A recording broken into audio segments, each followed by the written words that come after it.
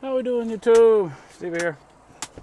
It is the 8th. Jeez Louise. 12th. The 12th of May. About 7:30. I'm up here at Arca's Yard in Markham, which is where I will be the rest of this evening. I left a little bit late yesterday, so I didn't get. Usually I overnight at down in Evansville on Sunday night, but it was 10 o'clock and I shut down there in Carlisle because I was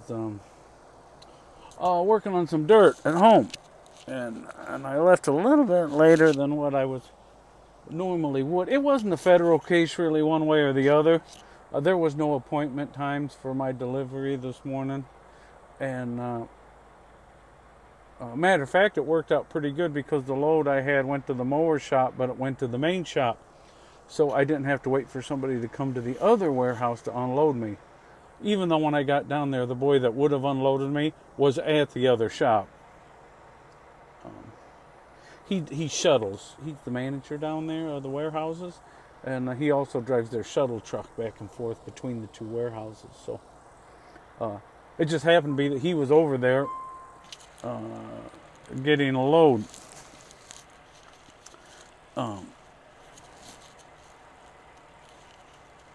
The stupid thing's chirping at me.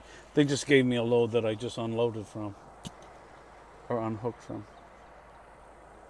Anyway, so I was a little bit, like I said, normally I'm down there when they open, which is about 7:30, which gets me unloaded about 8, if I don't gab too much. But it was raining, so we wouldn't have gabbed a whole lot today.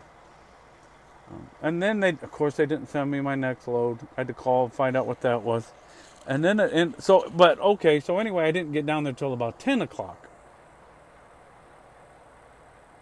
And got unloaded just right away. I wasn't there 15 minutes, 20 minutes getting unloaded. So I called him a few minutes after 10. And he says, I forgot to send it. Which maybe he did, I don't know. But they gave me a load that I have not done for a long time. Come out of Henderson. It's probably been a year since I've been down there. And I asked the boy down there, it was a WSI warehouse in Henderson, and I asked the boy because I didn't know the fellow that was running the forklift that loaded me, but I seen two other forklift drivers buzzing around that I've known, because like I said, I've been doing this loop for about 3 years, maybe a little over 3 years, and but then when the dock guy, because you ring a bell and the dock guy comes out from his office to see what you want. And when I seen him, like I said, he's worked there the whole time, so we knew each other right off. So we gabbed for a while, catching up on all the happenings over the last year. But he said it's been about a year since you've been here. Because I said, has Arca been coming down getting these loads and just not giving them to me? And he said, no, a couple. He said, just a couple. But over the last year, he said, a couple. He said, when I mean a couple, I mean like a couple. He said, you're the first one we've seen in a long time. And so I don't know if another broker thieved that from the broker we're getting it from, and now that broker thieved it back again. But the rate was about the same, I think. So maybe the other guy couldn't cover them all, or maybe this was just an odds and end kind of a fill-in last minute. It goes up to Aurora. I just bring it back to the yard for $500 and drop it in the yard. Hopefully this truck doesn't get too loud right in here. I think he's going to back up right there. We'll be okay. It won't be too loud. So then I'm buzzing back up here. My plan is, of course, to drop it here in the yard. Well, when he sent me the load, he said, we got a preloaded trailer in the yard going right back to Evansville. Oh, good. Good. And I told him that this was my last week this morning, and that that was 3 or 4 hours before this incident. And then he says, and I think he sent the number, the trailer number. So it was here.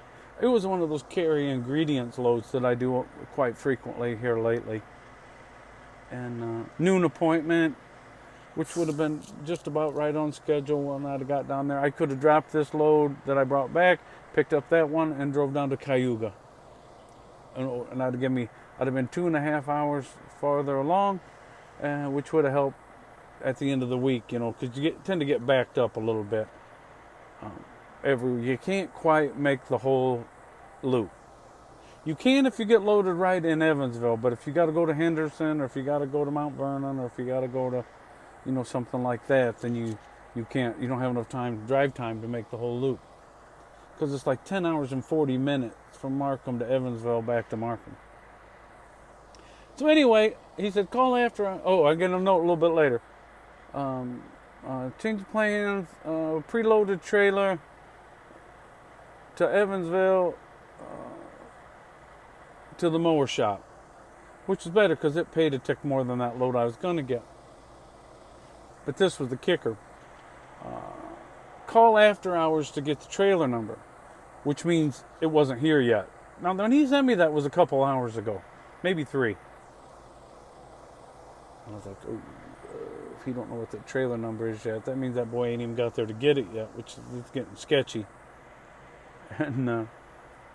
And sure enough, when I get here to the yard, I call into after hours and say, hey, you guys got that trailer number for that Evansville, yakety yak? And I hear him clicking away on his computer in Ukraine.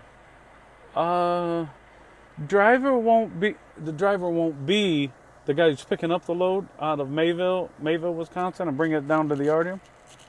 He won't be to the pickup for an hour. And it's like, depending on traffic, 2.5 to 3 hours from Mayville to Markham, depending on traffic around 294. It's boy, they got me on this when they got me from a load that was here in the yard to a load that wasn't even picked up. He kind of giggled. So he knew exactly. He might not speak a lot of English, but he knew exactly what I was saying.